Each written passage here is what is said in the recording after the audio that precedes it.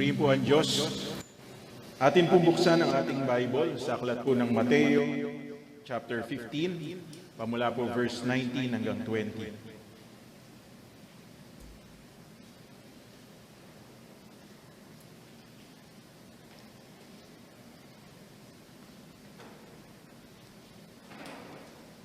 Mateo chapter 15, verses 19 to 20. Sapagkat sa puso ng tao, nagmumula ang masasamang pag-iisip na nagtutulak sa kanya para pumatay. Mga lunya, gumawa ng sexual na imoralidad, magnakaw, magsinungaling at manira ng kapwa. Verse 20, ang mga bagay na ito ang nagpaparumi sa isang tao. Ngunit ang kumain ng hindi naguhugas ng kamay ay hindi nakapagpaparumi sa tao. Pagpalain po tayo ng Diyos sa pagkabasa ng kanyang banal na salita. Tayo po'y manalangin. Ama naming Diyos na makapangyarihan sa lahat, kami po ay nagpapasalamat sa inyo sa panibagong pagkakataon na ipinagkaloob nyo sa bawat isa po sa amin upang kami po ay sama-samang manambahan sa inyo sa Espiritu at katotohanan. Maraming salamat, Panginoon, sa bawat isa na naglakas ng loob upang makasama namin physically at maging sa kanila, Panginoon, na spiritually, Panginoon, sa pamamagitan ng online live streaming, Panginoon, ay kasakasama po namin. Aming dalangin, Panginoon, kayo ang Diyos na kumilos sa buhay ng bawat isa, mangusap sa bawat isa po sa amin, at kayo ang Diyos, Panginoon, na gumamit lang po sa akin upang magsilbing kasangkapan, Panginoon, upang ang inyong mabuting balita ay malayang maipahayag sa amin pong kalagitnaan. Maraming salamat po, Panginoon. Tanggapin po ninyo ang pinakamataas na papuri, pagluwalhati at pagsamba sa ngalan ng aming Panginoong Hesus. Ang lahat po ay magsabi ng Amen, Amen. Palakpakan po natin ng Diyos. Okay, nakakaupo na po kayo. Maraming pong salamat. Magsisimula po tayo ng panibagong series ngayong buwan po nito ng Marso at ang pag-aaralan nga po natin ay about the heart. And today, being the first Sunday of the month of March, we're going to study matters of the heart. Mga bagay na ukol po sa atin pong puso. Ayon sa talatang binasa po natin kanina sa aklat po ng Mateo chapter 15 verse 19 to 20, makikita po natin ang iba't ibang uri po ng mga bagay-bagay na sinabi mismo ng ating Panginoong Jesucristo. Kaya lang kung bibigyan po natin ng paliwanag, ano ba ang ibig sabihin po ng salitang puso? Okay? The human heart weighs less than a pound. Ang totoo po, ito ay 450 grams lamang, wala pang kalahating kilo. So, ang isang mature na puso ng isang adult ay ang kanyang bigat po ay less than half a kilo. At ang totoo po, it beats more than 100,000 times a day. So, ang tindi ng puso ng tao, di ba? Talagang kung merong isang nagtatrabaho sa mundong ito, ay walang iba kundi ang puso po natin. It beats more than 100,000 times a day. At kung susumahin po natin ito in our lifetime, the average lifetime na meron ng isang tao, from 70 to 80 years, it is more than 2.5 billion times in the average lifetime. So napakatindi po ng puso natin. Kaya kinakailangan talaga alagaan po natin ang ating puso. Bakit? Sapagkat pag hindi po natin inalagaan ang ating puso, ang maaaring mangyari po ay ito po ay ma-overuse. At pag na-overuse po ito, maagad po tayong mapapahamak. So, yung system ng blood vessels na meron po tayo, kung atin pong uunawaing mabuti sa medical science, yung arteries, yung veins, yung capillaries na meron tayo, masasabi po natin it's more than 60,000 miles long. Enough para ikutin po ang buong daigdig. Kung hihimayin ang bawat hibla ng ugat na meron po ang ating pong puso, pagdudugtong-dugtungin po ito, mula po ito sa arteries, veins, and capillaries, kung pagdudugtong-dugtungin po ito, ayon po ito sa medical science, more than 60,000 miles. So, enough po ito para makover ang entire world, ang buong mundo. At hindi lang minsan ang pag-ikot, kundi 2 beses mo pang iikutin. Kaya lang, hindi po yun ang tinitingnan po natin. Hindi po itong organ na meron po tayo sa ating pong katawan. When the Bible talks about our heart, it means the centrality of our being. Yung pinakasentro ng ating pong pagkatao. Ano po ito? Ang ating pong kaisipan, ang ating pong kagustuhan, our will, and our moral faculties. Ibig sabihin dito, yung mga bagay na pinahalagahan po natin sa ating buhay. The Bible mentions the heart almost 1,000 times in the Bible. So kung babasahin po natin, ayon sa concordance, it is mentioned more than 1,000 times. In essence, the heart is that spiritual part of us where our emotions and desires dwell. So ang puso po ng tao, ito po yung kung saan po ang nakakadama po tayo. Kung saan dito matatalakay yung mga bagay na gusto at ayaw ng bawat isa po sa atin. At dito rin po papasok yung ating pong will, yung ating sariling kalooban. So, tulad nga po ng palagi kong sinasabi sa inyo, the only thing that makes us differ from the other creations of God is because God has given to us free will. The other creations of God, though it was created with life, nilikha po ng Diyos na may buhay ang iba't ibang mga bagay sa mundong ito, pero hindi nangangahulugan, meron po silang free will. Tanging tayo po lamang na tao, nilikha ng Diyos na may free will. Ang anghel, may free will po sila, but the moment na sila po ay nagkasala laban sa Diyos, they were already judged. So what makes us different is because we were created by God in His image and likeness. Nilikha po tayo ng Diyos ayon sa Kanyang wangis at anyo. At nung nilikha tayo ng Diyos, sabi ng Genesis chapter 1 verse 26, sa Kanyang wangis at anyo, pinagkalooban niya po tayo ng laya na magpasya sa ating sarili. Kaya nga po sa halamanan ng Eden, where it started everything in the humankind, doon po nagsimula lahat ng bagay ukol po sa atin pong bilang pagkatao. Nung magkasala ang tao, gumawa din po ng paraan ng Diyos upang ang tao po ay hindi manatili sa kanyang state ng pagkakasala. Dito po natin makikita kung gaano tayo kamahal ng Panginoon. Sapagkat ayaw ng Diyos na manatili tayong malayo sa Kanya. Sabi po ng Bible, pag kinain ninyo ang bunga ng punong pagkakilala ng mabuti at masama, walang pagsalang, kayo'y mamamatay. Pero when the Bible talks about death, it doesn't talk only about physical death. It talks about separation. Kaya nung sandali po na yun, nung ang tao po, si Adan at si Eva, kainin niya ang bunga ng puno ng pagkakilala ng mabuti at masama, ano nangyari po sa kanya? Nawalay po siya sa Diyos. And the only way for man to be united with God is kapag ka po si Kristo Jesus ay tinanggap po natin sa ating puso. So, bakit puso? Ito nga po napakahalaga, di ba? Marami naman pong vital organ ng ating katawan. Halimbawa, ng ating pong mga mata, ang ating pong pandinig, vital po yan, mahalaga po yan. Okay, ang ating bibig, mahalaga po yan. Vital po ang ating puso, sapagkat ito po yung sentro ng ating pagkatao. Hindi katulad po ng ating mata, na doorway lamang po sa ating pagkatao, ganun din po ang ating tenga, ang ating pong puso ay siyang pinakasentro ng ating pong pagkatao. So, pag-aralan po natin ngayong umagang ito, okay? What are the characteristics of the human heart? Pag-aralan po natin ngayon. Ano-ano ang bumubuo sa ating pong puso na tinatawag po ng Bible, okay? Unang-una, what are the characteristics of the human heart? Ang totoo po, sinabi ng Biblia, ng ating pong puso ay madaya. Okay? So, it is deceitful. Jeremiah chapter 17 verse 9 declares, ang puso ng tao ay mandaraya, higit sa lahat, at lubos na masama. Sinong nakakaalam kung gaano ito kasama? Pastor, hindi naman yata totoo yan. Hindi naman ako masamang tao Okay? Kala mo lang. Kala lang po natin. Pero malinaw na sinasabi ng Bible, ang puso ng tao ay magdaraya. Okay? Higit sa lahat, at lubos na masama. Sino nakakaalam kung gaano ito kasama? Bakit? Kaya nga po doon sa mga talatang binasa po natin kanina, sa mismong ang Panginoon na nagsabi, sa ating pong puso nagmumula ang mga masasamang bagay.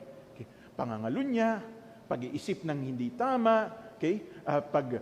Mga bagay na masasabi natin na nagpaparumi sa ating pong pagkatao. Bakit? Sapagkat wala namang ibang nakakakita ng ating puso, kundi ang Diyos lamang. Kaya wag natin sasabihin, halimbawa, habang kayo po ay narito, maaring physically present kayo, maging kayo po na nanonood. Maaring physically naka-tune in kayo dito po sa ating FB live streaming. Pero ang inyong isip, ang inyong diwa ay malayo sa ating po pinag-aaralan. Maaring habang nanonood ka, Okay? Nakabukas pa ang isang window na sinusubaybayan mo dito sa tablet o sa cellphone na meron ka. So, kaya sinasabi ng salita ng Panginoon, magdaraya ang ating puso sapagkat ang tunay na nakakaalam ng nilalaman ng ating puso ay walang iba kundi ang Diyos. So, ingatan po natin ang ating puso. Kasi baka mamaya, physically present tayo, but inwardly, yung ating puso ay malayo sa ating Panginoon. Pangalawa, characteristics of the human heart. It is devilish, okay? Or evil. So, medyo mahirap ito. Pero malinaw na sinasabi ng Proverbs chapter 6, verse 18. A heart that devises wicked schemes, feet that are quick to rush into evil. Ito po yung 6 na bagay o 7 na kinamumuhian ng Diyos. Isang puso na mapaggawa ng masama, nagpaplano ng hindi maganda. Okay? Sino po ba dito nagkaroon na ng kagalit? Okay? Parang ako lang ang nagkaroon ng kagalit, di ba? Sino po ba rito ang sa sobrang tindi ng galit na meron ka, nakikita mo pa lang yung tao, nakakapag-isip ka na ng hindi maganda. O nadinig mo pa lang yung pangalan ng tao, nakakapag-isip ka na ng hindi maganda. It all boils down to our heart. Bakit po? Sapagkat wala namang ibang nakakaalam ng ating puso, ng ating iniisip, ng ating damdamin, kundi ang Diyos. So, meron po itong evil manifestation. Kaya napakahalaga na yung puso po natin, ipagkaloob po natin sa Panginoon. Kasi tanging ang Diyos lang ang makapag-ooperate ng puso po na meron tayo. In the year 1998, my mother was diagnosed to have 5 arteries, okay, na kinakailangan pong maoperahan. Kasi pag hindi po siya na-operahan kagad, okay, so bypass operation, physical bypass operation. Pag hindi siya na-operahan, maaari pong tumigil ang pagtibok ng kanyang puso anytime. Kaya nung siya po yung nagpa-check up, tandang-tanda ko po yun, nasa Albay, Legazpi po ako, nasa Legazpi City. We were conducting an event that time. Nakatanggap po ako ng message. Wala pa pong cellphone noon, 1998 Parang nagkaroon lang ng cellphone in the year 2000 pataas. So 1998, doon po sa bahay ng coordinator namin, nakatanggap po ako ng tawag. Sabi po ni Sister Det sa akin, Eric, yung mother mo, matapos magpa-check up, ay hindi na pinalabas ng ospital. Kasi napakadelikado raw nung kanyang puso. Anytime, maaaring magkaroon ng emergency at pag hindi naagapan, ay maaari siyang mamatay. So sa madaling salita po, naghanap po kami ng tamang ospital kung saan maaari pong ma-bypass yung aking pong mother. At that time, napakalaking halaga na po ng $250,000. Yun po yung pinapahanda sa amin. In the natural, kahit ibenta po namin yung sasakyan namin, o di kaya naman yung bahay po namin, sino naman kagad ang bibili para ang aking pong mother ay mapa-opera? So in the natural, parang imposible. Pero totoo nagagamit ang Diyos ng tao, totoo nagagamit ang Diyos ng mga hindi mo inaasahang tao na maaaring maging kasangkapan niya para matugunan ang pangangailangan na meron tayo bilang mga naglilingkod sa Panginoon. That's why this is my testimony. At that time, 1998, September yun. September 1998, nung ma-diagnose yung mother ko. Pero by sometime March 1998, meron po akong tinanong na kasama ko sa ministry, ang pangalan po niya ay si Brother Hill. Sabi ko, Brother Hill, meron po akong ipon Gusto ko po sanang i-invest sa negosyo. Kung kayo po ba ang may hawak ng 10,000 pesos, saang negosyo po ninyo i-invest? Sabi ni Brother Hill sa akin, may edad na po kasi yan Sabi niya, saan pa? Di sa Kingdom of God business. Sabi niya ganun. Sabi ko kay Brother Hill, wag naman ganyan. Sabi ko ganun. Gusto kong mag-asawa. Sabi ko ganun. Pagka in-invest ko sa kaharian ng Panginoon, anong kasiguraduhan na babalik sa akin? Kaya mo nga kinakailangan i-exercise ang faith mo. Sabi ganun sa akin ni Brother Hill. Bakit? Meron na ba tayong ibinigay sa Panginoon na nalugi tayo? Napakamot po ako sa ulo, napaisip ako. Oo nga, no? Wala naman tayong ipinagkaloob sa Panginoon na nalugi po tayo. Sapagkat ang sabi ng salita ng Panginoon sa Lucas chapter 6 verse 38, magbigay ka at ikaw ay bibigyan, hustong takal, siksik, liglig at umaapaw.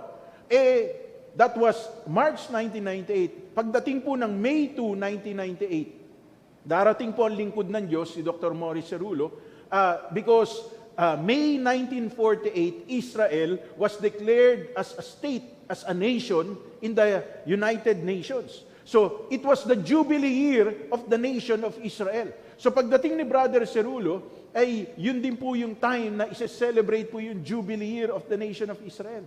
Sabi ko, Lord, March, April, May, pag dumating po yung May, at hindi ko po nai-invest yung 10,000 pesos ko, sabi ko, Lord, okay na po sa akin, ibibigay ko na po ito para sa inyo, sa lingkod ninyo na si Dr. Morris Cerulo. So madaling salita, dumating si Dr. Morris Cerulo, May 2, 1998, buong puso ko pong inihulog sa offering box yung ipon ko na 10,000 pesos. Only to find out that September 1998, yung mother ko would undergo a health problem in her heart that would require us 500,000 pesos. Ang kabutihan po ng Diyos na heart bypass ang mother ko, hindi po sa Philippine Heart Center, hindi po sa ano pa mang ospital na heart bypass ang mother ko, sa St. Luke's Hospital. Sa St. Luke's Hospital, at that time, isa lang po ang St. Luke's Hospital sa Quezon City. Wala pa po yung sa Taguig, sa Global City. So, isa lang po yun. And of all people na mag-o-operate, mag-o-open heart surgery sa mother ko, yung pinaka-head ng St. Luke's Hospital Department sa heart, sa cardio department na walang iba kundi si Dr. Stan De Castro.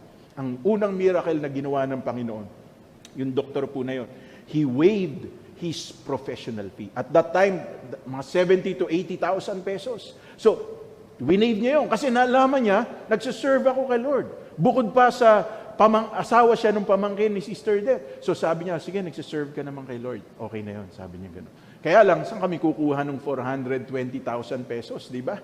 So, sa madaling salita, mga kapatid, napunuan po ang lahat ng yun. At ito po ang katotohanan. Hindi po umabot sa 100,000 yung gastos na meron kami. Kasi merong ibang mga taong ginamit ang Diyos para punuan ang lahat ng yun. Nung araw na lalabas na po yung mother ko sa St. Luke's Hospital, kulang pa po kami ng 200,000 pesos.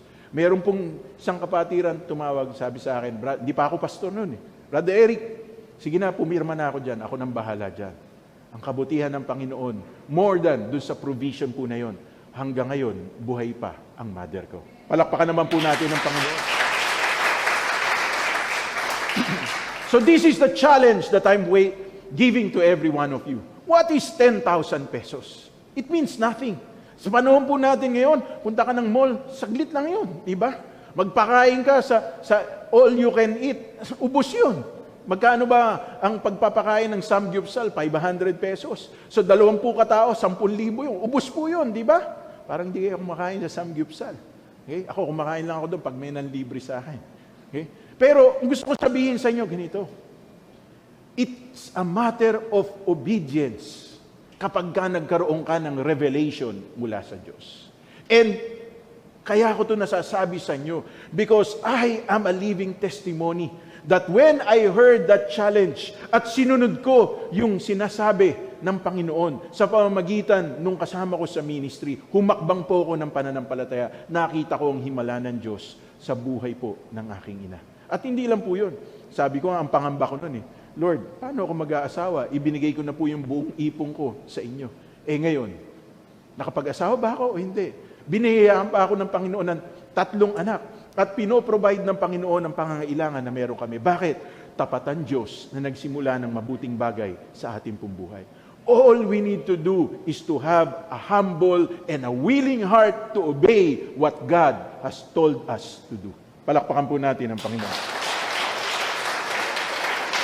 Number 3, what are the characteristics of the human heart? It defiles. Okay? So gumagawa po ito ng mga bagay na hindi maganda. Sabi ng Mateo chapter 15 verses 19 to 20, sapagkat sa puso ng tao, nagmumula ang masasamang pag-iisip na nagtutulak sa kanya para pumatay, mga lunya, gumawa ng sexual na imoralidad, magnakaw, magsinungaling at manira ng kapwa. Ang mga bagay na ito ang nagpaparumi sa isang tao. Ngunit ang kumain ng hindi naguhugas ng kamay ay hindi nakapagpaparumi sa tao. Mismo ang ating Panginoong Sukristo nagsabi. Ito po kasi yung tagpo ng ating Panginoong Sukristo kasama ang kanyang mga alagad. Pagdating po nila doon sa isang lugar na nagtitipo ng maraming Hudyo, kustumbre, okay, o bahagi ng kultura ng mga Hudyo, na hindi ka pwedeng pumasok ng bahay na hindi ka naguhugas ng iyong talampakan. Hindi ka rin pwedeng kumuha ng pagkain na hindi ka naguhugas ng kamay. So, bahagi ito ng kanilang ceremonial laws. Pero ito ay hindi sinunod ng ating Panginoon. Bakit? Upang patunayan na in the natural, yung mga bagay na ginagawa natin, hindi naman nakapagpaparumi ng puso natin. Ibig ba sabihin nun, sinusuway ng ating Panginoon ang mga batas sa natural, sinusuway lang ng Panginoon yung batas ng tao. Kasi bakit? Ibinabalik sa kanya ng tao, ng mga Saduceo, ng mga Pariseo, because they want to be legalistic about yung mga rituals na ginagawa ng tao. But they don't want to be sincere and true in their hearts. Kaya ano sabi ng Panginoon? Sa puso ng tao, nagmumula ang masasamang pag-iisip na nagtutulak sa kanya para pumatay, mga lunya, gumawa ng sexual immoralidad, magnakaw, magsinungaling, at manira ng kapwa. So sa puso nagmumula ang lahat ng ito. Hindi po ito nagmumula in the natural kagad. Ito po ay iniisip muna ng tao. Diba? Nakita mo yung kagalit mo. Nagingit-ngit ka na naman, di ba? Gusto mo itulak Di ba? Meron ba nakakita na sa isip mo gusto mo na siya itulak? Wala. Meron ba nakakita sa isip mo gusto mo na siyang saksakin? Wala. Meron ba nakakita sa isip mo na gusto mo na siyang sampalin? Wala. Pero sa puso ng tao, alam ng Diyos, yun yung mga bagay na gusto nating gawin. That's why our heart in the natural is defiled. Ibig sabihin, marumi. Bakit? Sapagkat walang ibang nakatatalos, nakaaalam ng nilalaman ng ating puso, kundi ang ating Panginoon Diyos. Pang-apat na karakteristik ng puso ng tao ay desirous. Bakit desirous? Psalm chapter 37 verse 4 declares, "Delight yourself in the Lord and He will give you the desires of your heart." Sa Diyos po natin ilagak ang anumang naisin ng ating puso at ipagkakaloob po ito ng ating Diyos. Kaya lang, hindi po ito yung mga naisin natin na puro lamang sa ating sarili. Kapag ang sarili po natin ay inilagak po natin sa Diyos, kapag ang sarili po natin ay sa Kanya po natin ipinagkaloob, Diyos ang maglalagay ng tamang nasain sa atin pong puso. Katulad po ng illustration na binigay ko sa inyo kanina. In the natural, nagtatanong ako, saan ko pwedeng i-invest yung ipon na meron ako? Pero after po nung malaman ko na totoong wala ngang kalugihan pagka ito ay ipinagkaloob natin sa kaharian ng Panginoon, anong mangyayari? At sumunod po tayo, ipagkakaloob ng Panginoon ang desire ng puso natin. Nabuhay ang mother ko, nagpatuloy ang buhay ko, nagkaroon ako ng asawa, nagkaroon ako ng sariling pamilya. Saan napunta yung 10,000 pesos? Napunta sa kaharian ng Panginoon. Paano ibinalik ng Panginoon yun? Sabi ng Efeso chapter 3 verse 20, God can do exceedingly abundantly above all which you can ever ask, think, or imagine, but according to the power that works within our lives. So desire. I-desire po natin ang mga dakilang bagay na nagmumula sa Diyos. Yung naunang tatlo, deceitful, devilish, at saka yung anong nga ba yung pangatlo? Defile. Okay? Yung naunang tatlo, puro hindi magaganda. Pero yung pang-apat, pwede pala tayo mag-desire ng mga magagandang bagay na Diyos ang maglalagay sa ating puso. Halimbawa, dinesire nyo na ba na magkaroon kayo ng 100 million pesos?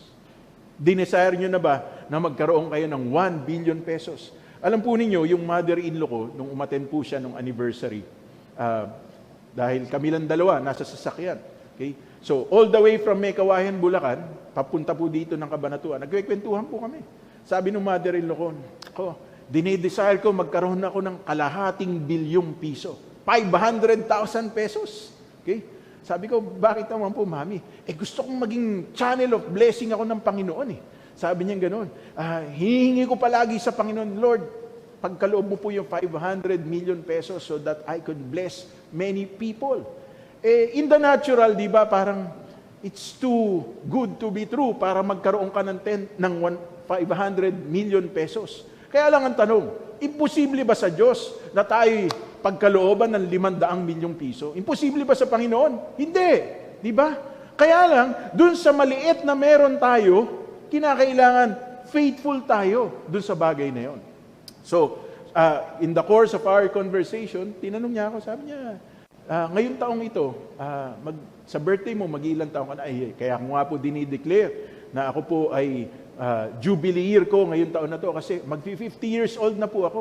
Sabi sa akin ni Mami, ay Eric, dapat mag-celebrate ka ng birthday mo. Hindi naman ako nagse-celebrate ng birthday ko eh.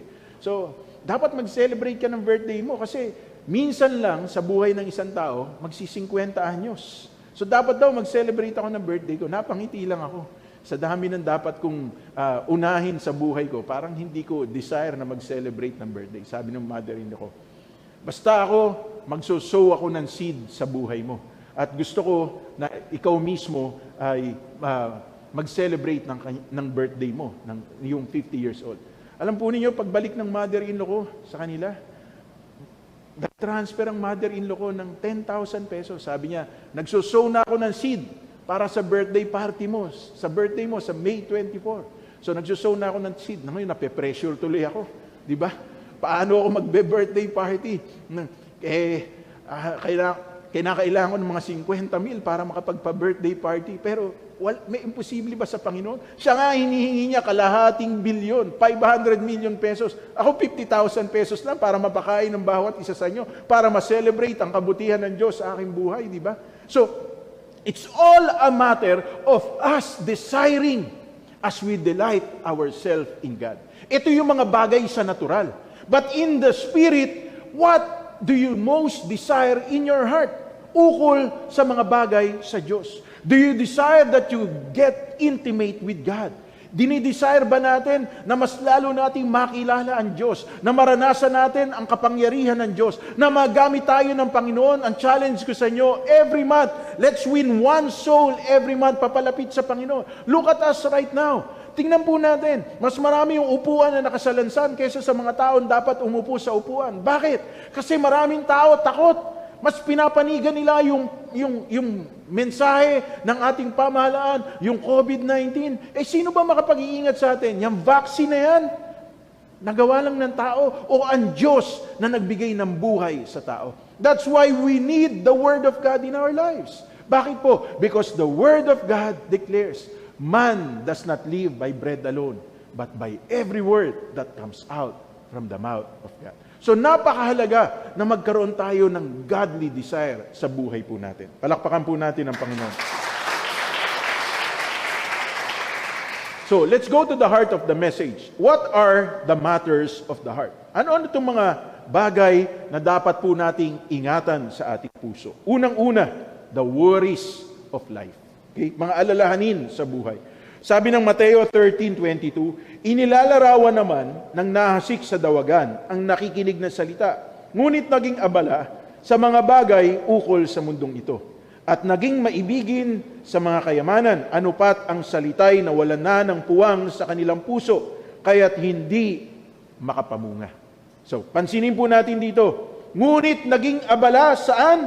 Sa mga bagay ukol sa mundong ito. Okay? Sa ibang translation, ang salita ng Diyos translation, sabi dito, naging maalalahanin sa mga bagay sa buhay. Sa English, ang pagkakasabi, they got concerned to the worries of life. Tanong ko po sa inyo, mga kapatid, paano po natin iniingatan yung puso natin? Na-overpower ba tayo ng mga alalahanin natin? Paano ko nababayaran yung kuryente? Paano ko nababayaran yung tubig? Paano ko nababayaran yung mga pangangailangan namin? Teka muna. Ano sabi ng salita ng Panginoon sa Mateo chapter 6? Kung yung ibon sa himpapawid ay hindi pinababayaan ng Diyos, at kung yung mga bulaklak na nakikita po natin sa ating paligid, apakagaganda ng kanilang mga bulaklak, masigit pa sa damit na meron si Haring Solomon yung kanilang kagandahan, na ngayon ay sumisikat, ngunit bukas ay mamamatay. Tayo pa kaya na nilikhahan ng Diyos sa kanyang wangis at anyo? Kaya lang pansinin po natin, kaya tayo nag-aalala sapagkat wala tayong malalim na ugnayan sa ating Panginoon. I don't think nag-aalala po yung mga anak ko. Okay? Most of the time nga, kumakain pa lang kami, tatanungin na ng anak ko, Daddy, mamayang gabi, anong pagkain natin? Diba? Hindi pa siya natatapos kumain. Mamayang gabi, anong pagkain natin? Nag-aalmusal pa lang. Mamayang lunch, anong pagkain natin? Pero kumakain siya. Diba? Kasi ang isang bata, kaya ano sabi ng salita ng Panginoon? Bilang malibang tayo magkaroon ng pananampalataya ng isang bata, hindi tayo makapapasok sa kaharian ng Panginoon. Bakit?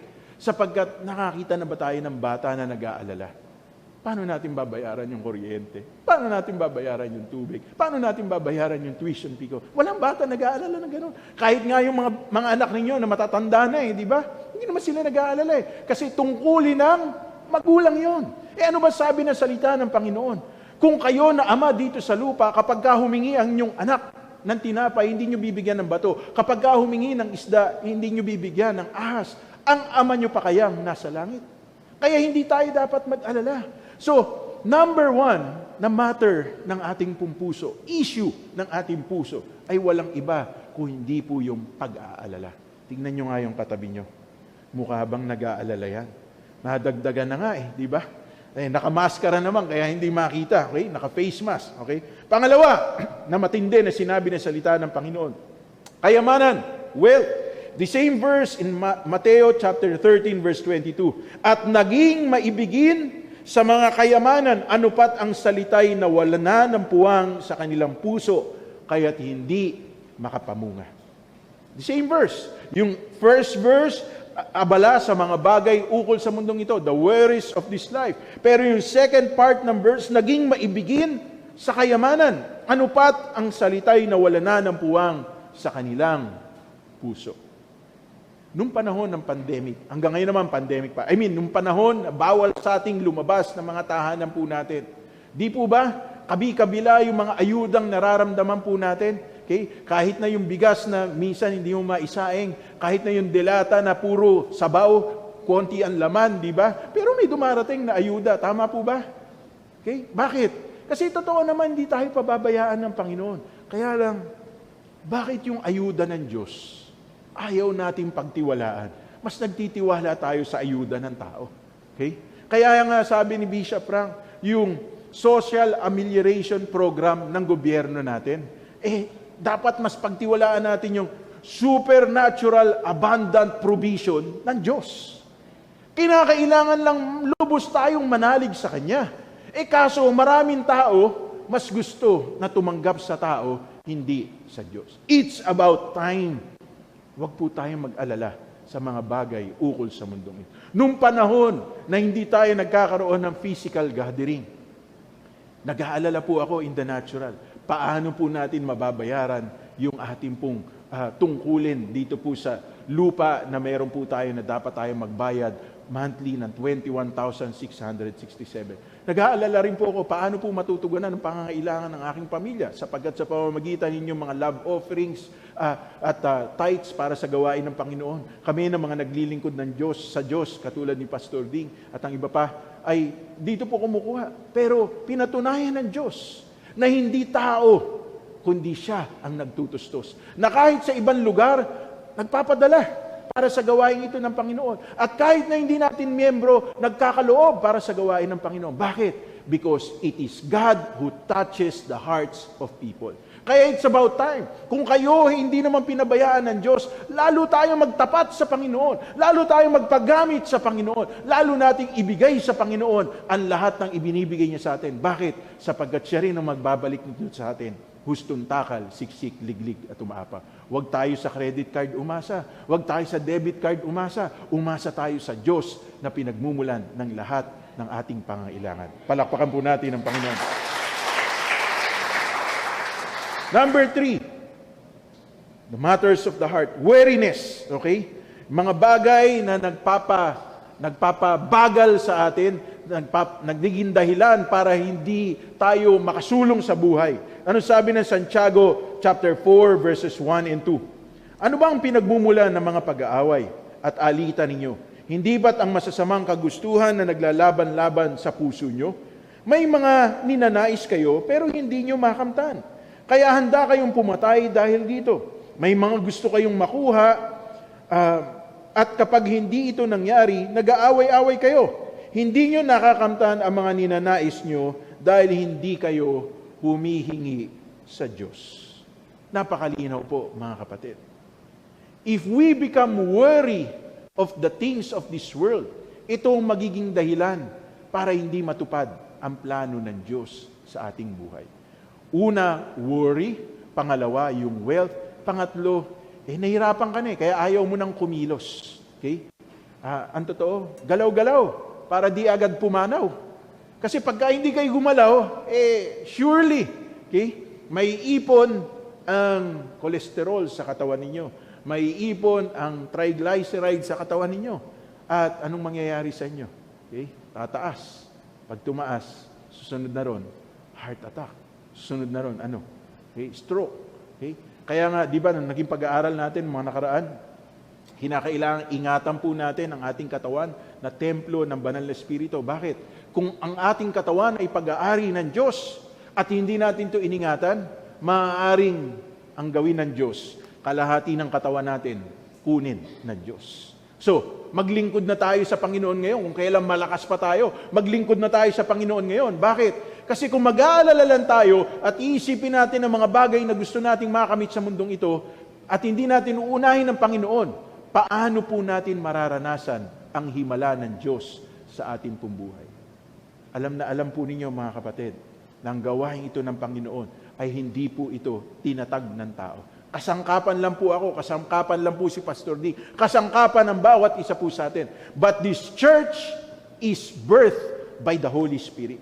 That's the reason why kahit na hindi tayo nagkakaroon ng physical gathering, nagpapatuloy po ang gawain na to. Bakit? Because of the Holy Spirit that lives and reigns in us. Kaya nagtataka ako bakit may ilang mga Kristiyano, nung nawala ng physical gathering, totally nawala na rin sa Panginoon. Hindi na rin nagbabasa ng Bible, na hindi na rin nagpaparamdam.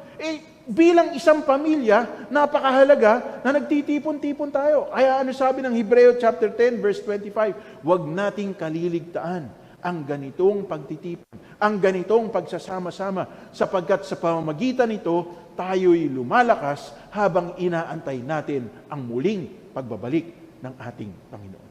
It's about time, okay, para mawala po yung weariness of this life. Yung mga kabigatan na nagsisilbing dahilan para hindi tayo makapagpatuloy sa buhay.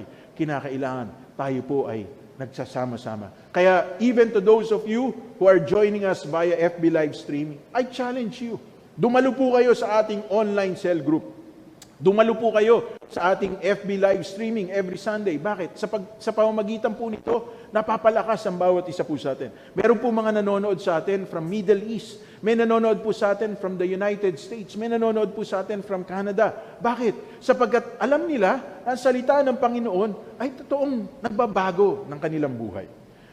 Pang-apat, whining, okay? Or complaining or murmuring. Sabi po ng Exodo chapter 16 verse 3, sinabi nila, mabuti pa sana'y pinatay na kami ni Yahweh sa Ehipto.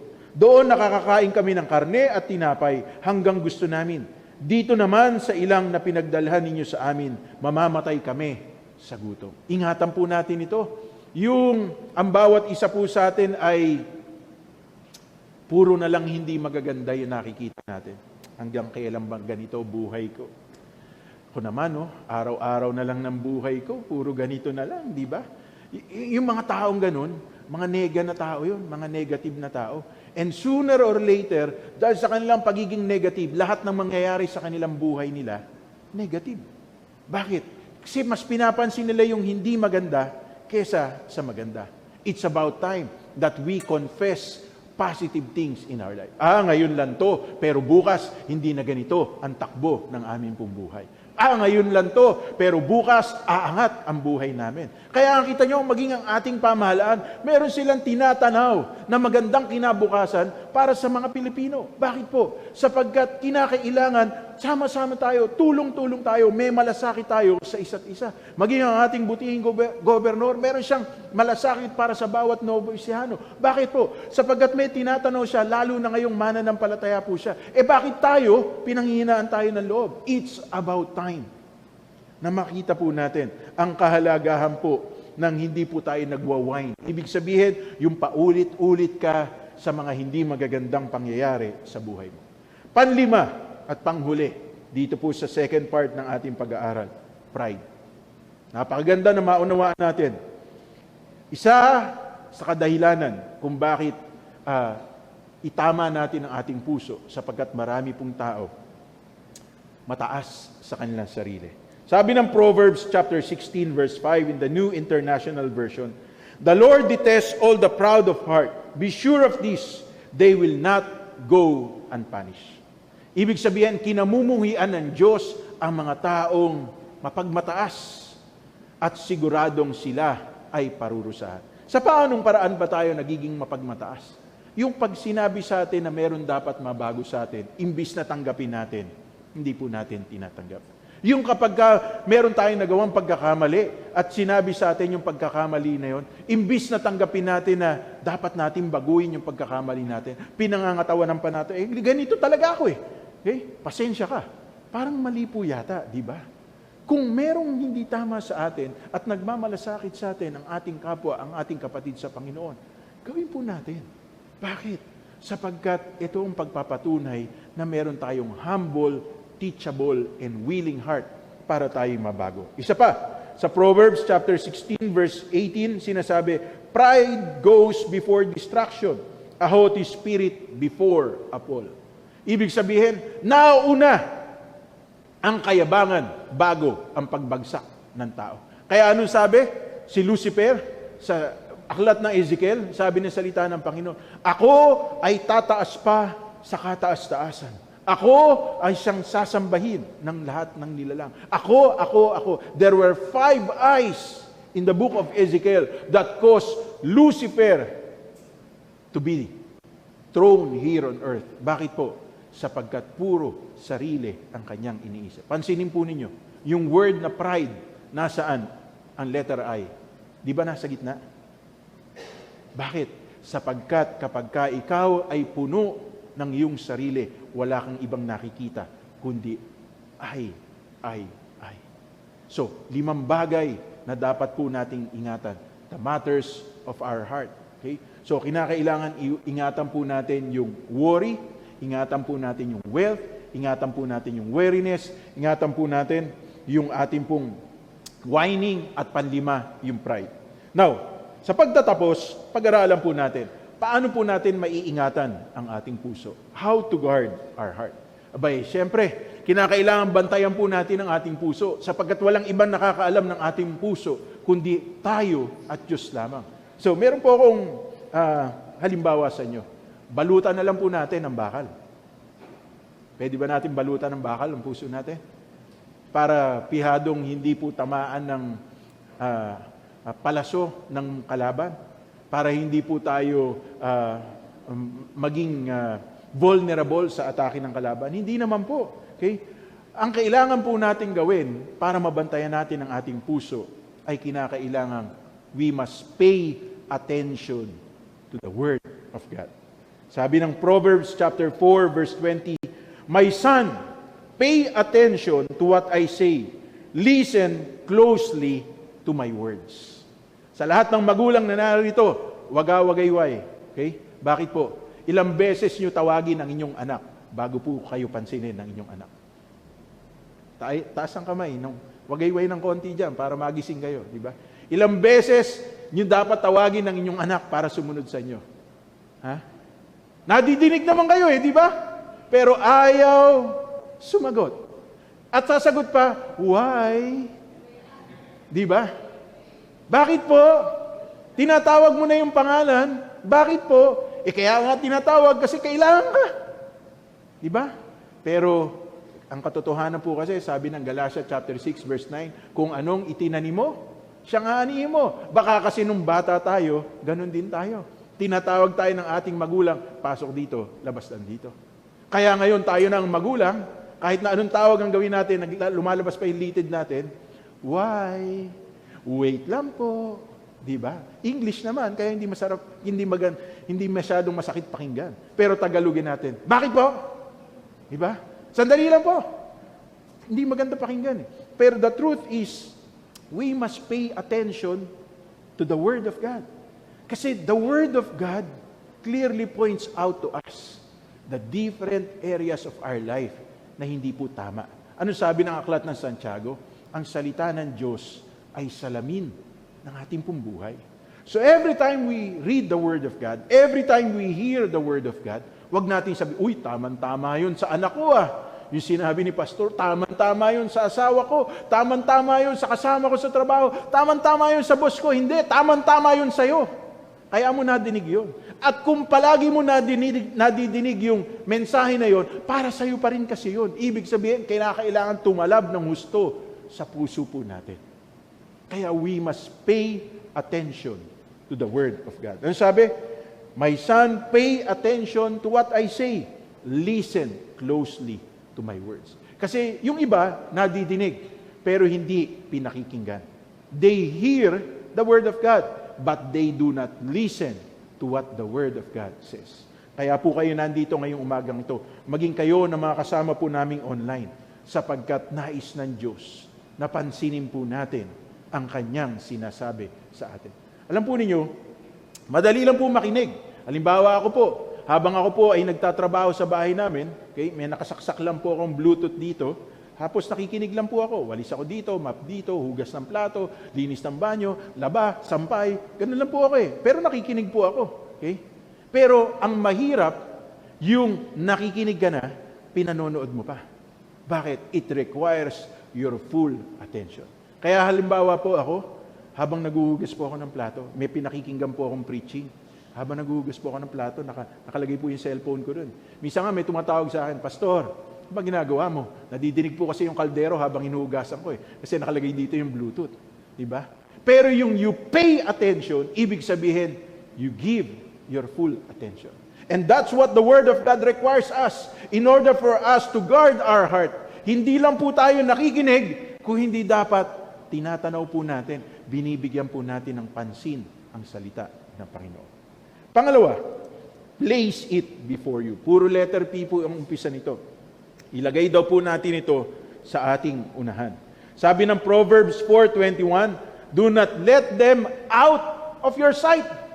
Huwag mong payagang mawala ito sa iyong paningin. Na ibig sabihin, dapat araw-araw ng buhay po natin, binabasa po natin ang salita ng Diyos. Mga kapatid, alam ko po, masyado na po itong palasak. Ibig sabihin, gasgas na. Ilan po sa atin? Okay, kalimbawa po, ako po, umalis po ako nung Friday. Ako umalis. Lahat inihanda ko Okay, lahat ng kailangan ko, nadala ko. Pagdating ko po doon sa kanto, nakakalimutan ko pala yung cellphone ko, balik ako. Bakit? Mahalaga kasi yung cellphone. Para kung may communication ng ibang tao, ay makasagot ako kagad, makarespond ako kagad. Pero bakit ang salita ng Diyos na pinagmumula ng ating buhay, kinakalimutan nating basahin, kinakalimutan nating dili-dilihin, kinakalimutan nating ibigay ang sapat na panahon para sa Panginoon? Hindi ba mahalaga na mangusap ang Diyos sa atin? Hindi ba mahalaga na mag-respond tayo sa Panginoon? Kaya ito po, pangalawa, place it before you. Pangatlo, pin the word. Italaga daw po natin, ilagay daw po natin sa ating puso. Ano sabi ng Proverbs chapter 4 verse 21b? Keep them within your heart. Itago po natin sa ating puso. Okay? So, napakahalaga. Alam po ninyo, nung sometime nung Valentine's, okay, sabi nung misis ko sa akin, bilan mo nga yung anak mo ng rose. Sabi niya gano'n. Para naman, may magbigay doon sa anak mo ng rose. So, sabi ko, sige ako nang bahala. Binibigyan niya pa ako ng pambili. So, bumili po ako ng rose. At bumili ko isa lang yung pinabibili ng misis ko para doon sa anak ko pong bunso. Pero, ang binili ko pong rose ay 3 rose. Tapos, ibinigay ko po sa anak ko.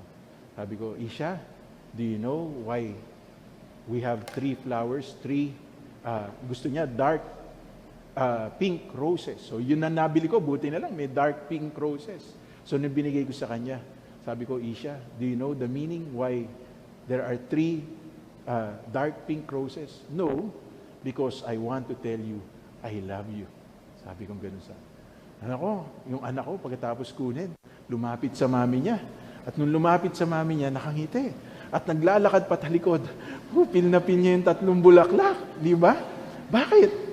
Sapagkat daman-dama niya yung pag-ibig sa pamamagitan ng act of, yung gesture na yon na ginawa ko, yung binigyan ko po siya ng bulaklak. Magamat idea ng misis ko yun, hinakbangan ko at ibinigay ko sa kanya. At alam niyo ba, totoo po yun eh. Kinakailangan kasing madama natin ang pangungusap ng Diyos sa ating puso. Kaya nung sabi ng Joshua chapter 1 verse 8, do not let this book of the law depart from your mouth. Meditate on it day and night so that you may be prosperous and successful. So napakahalaga po na ang salita ng Panginoon tinatago po natin sa ating puso. Hanggang ngayon, yung mga sulat ko sa misis ko nung kami nagliligawan pa lang, nakatago po yan. Nakalagay po yun sa isang lata ng biskwit na malaki.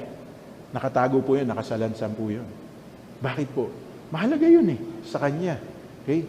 Dahil yun po ay mga love letter ko sa kanya. Tama ba? Nakatago pa? Nakatago pa. Gumano lang yung misis ko. Di ba? Nakatago pa. Bakit? Mahalaga yun.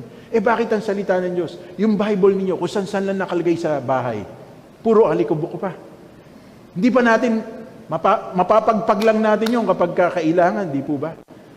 Mga kapatid, itago po natin ang salita ng Diyos sa ating pong puso. Pang-apat, okay? Pangalawa sa panghuli, prioritize your heart.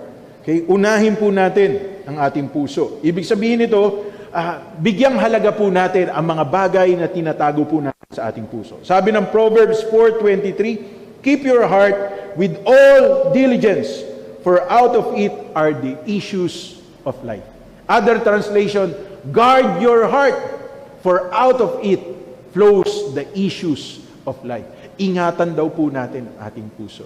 Paano kung bigla akong sabihin sa inyo, may heart problem ako, at kailangan kong mag-medicate, kailangan kong ma-2D echo, kinakailangan kong ma-angioplasty, o kinakailangan ko po na ma-angiogram, o kinakailangan ng open heart bypass operation. Mahirap po yun, in the natural, di ba?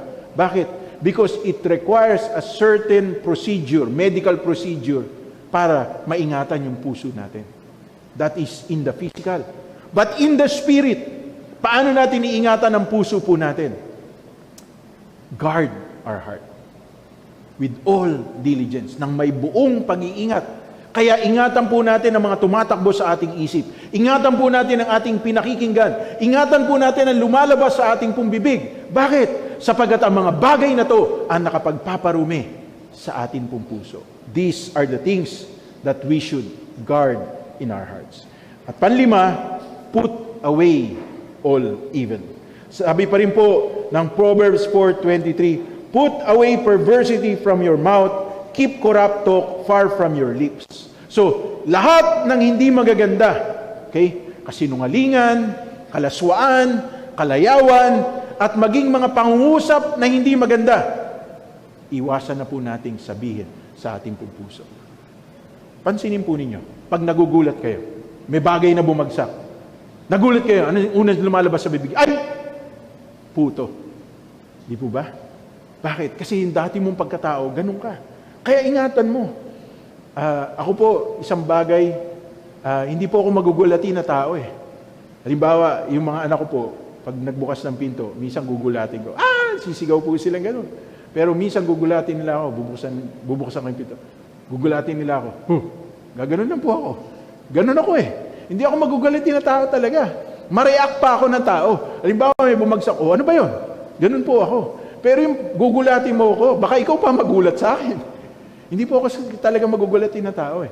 Pero yung iba, pag nagulat, kung anong lumalabas sa kanilang bibig. Kaya anong dapat natin gawin?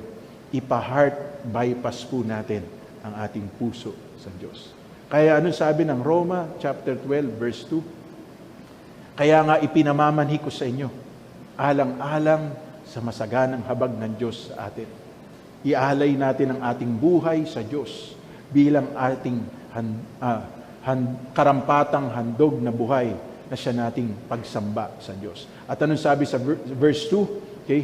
Therefore, I urge you, brethren. Nahirapan ako sa Tagalog. Englishin ko na lang. Mas memorize ko sa English. I urge you, brethren, sabi ni Apostol Pablo, to renew your mind so that you may know what is good, what is pleasing, and the perfect will of God. That mind is not just the physical mind, but our heart. And the only way for us to truly experience a transformation in our heart para mabago ang ating puso is when we always surrender our heart to God. Kaya anong sabi ni David sa Psalm chapter 51, "Create in me a clean heart, O God, and renew a right spirit within me." Bigyan mo po ako, Panginoon, ng bagong puso at pagkalooban niyo po ako, Panginoon, ng spirito na nagbibigay kagalakan sa inyo. Sa umaga pong ito, I want us all to stand up and I want us to sing this song.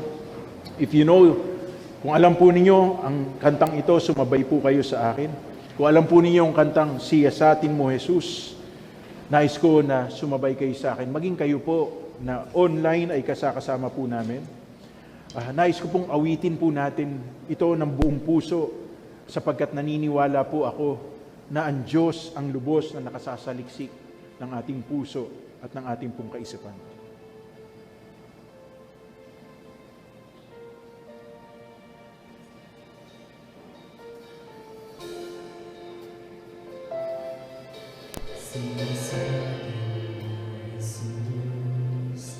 Ang puso ko sa kasalanang nagawa laban sa'yo,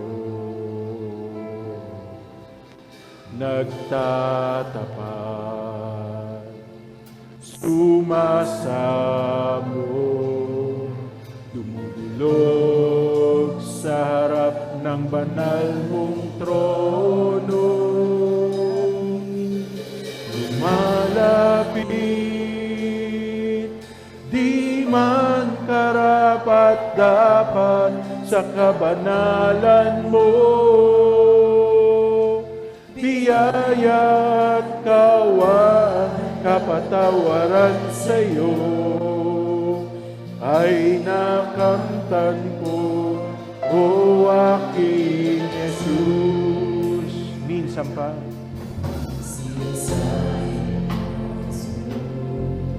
ang puso mo sa kasalanang nagawa lamang sa'yo,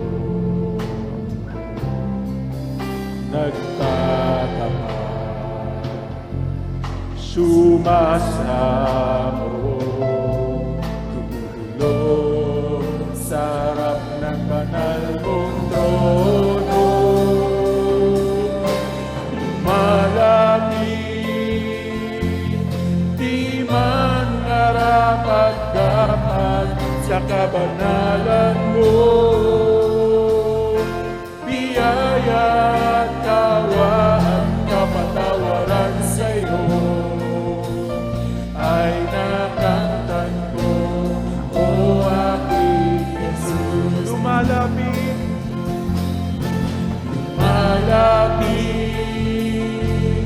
di man karapat-dapat sa kabanalan mo,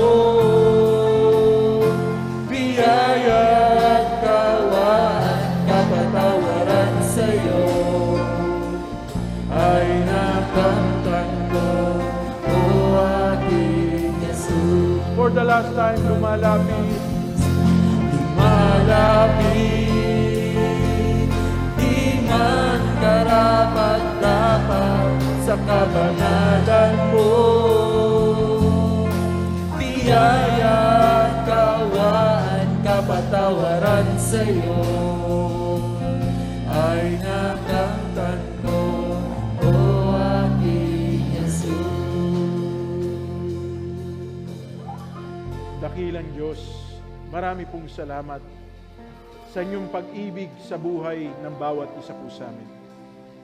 Sa umaga pong ito, kami nagpapasalamat sa inyong salita na siyang nangungusap sa buhay ng bawat isa sa amin.